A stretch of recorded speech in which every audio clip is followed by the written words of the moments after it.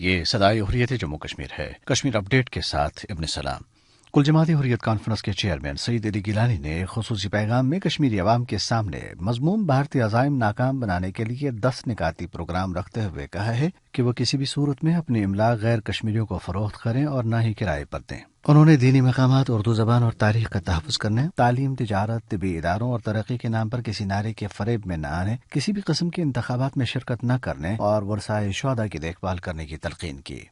دریاسنا قابض بھارتی فوج نے سندر بنی راجوری میں ایک آپریشن کے دوران 3 کشمیری نوجوانوں کو شہید کر دیا۔ بھارتی فوج نے اسے دوطرفہ مسلح جھڑپ قرار دیتے ہوئے کہا ہے کہ اس میں اس کا ایک اہلکار بھی ہلاک ہو گیا۔ دریاسنا وارثین شہدائے کشمیر نے مقبوضہ علاقے کے طول و عرض میں پوسٹر چسپاں کیے ہیں جن میں وکلاء، سرکاری ملازمین، ٹرانسپورٹرز، تاجروں، طلباء، ائمہ مساجد اور نوجوانوں سے اس نازک موقع پر صف اول میں کردار ادا کرنے کی اپیل کی گئی ہے۔ پوسٹرز میں تاجروں اور ٹرانسپورٹرز سے اپیل کی گئی ہے کہ وہ 12 سے سپہر 4 بجے تک احتجاجاً ہر قسم کی سرگرمیاں معطل رکھا کریں۔ کشمیر کے بارے میں غور کے لیے اقوام متحدہ کی سلامتی کونسل کا اجلاس ہو رہا ہے۔ چین کی درخواست پر بند کمرے میں ہونے والے اس اجلاس میں مقبوضہ کشمیر کی صورتحال پر غور کیا جائے گا۔ 5 اگست کے بعد سے کشمیر پر سلامتی کونسل کا یہ دوسرا اجلاس ہے۔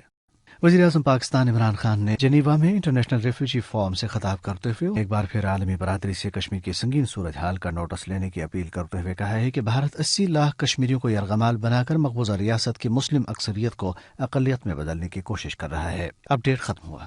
مقبوضہ کشمیر کی خصوصی حیثیت کے خاتمے اور کشمیریوں کے حقوق پر شب خون مارنے کے بعد ہندوتوا کے پجاری اب اتنے بے لگام ہو چکے ہیں کہ انہوں نے پورے بھارت کے مسلمانوں کو اپنے گھروں سے بے دخل کرنے کے مذموم منصوبے پر عمل شروع کر دیا ہے۔ متنازع شہریت بل کی منظوری اسی خوفناک پلان کا حصہ ہے۔ اس حوالے سے سنتے ہیں جموں کشمیر پیپلز لیگ کے وائس چیئرمین اور حریت کانفرنس آزاد کشمیر شاخ کے رہنما انجینئر مرزا مشتاق احمد شاہ کی گفتگو۔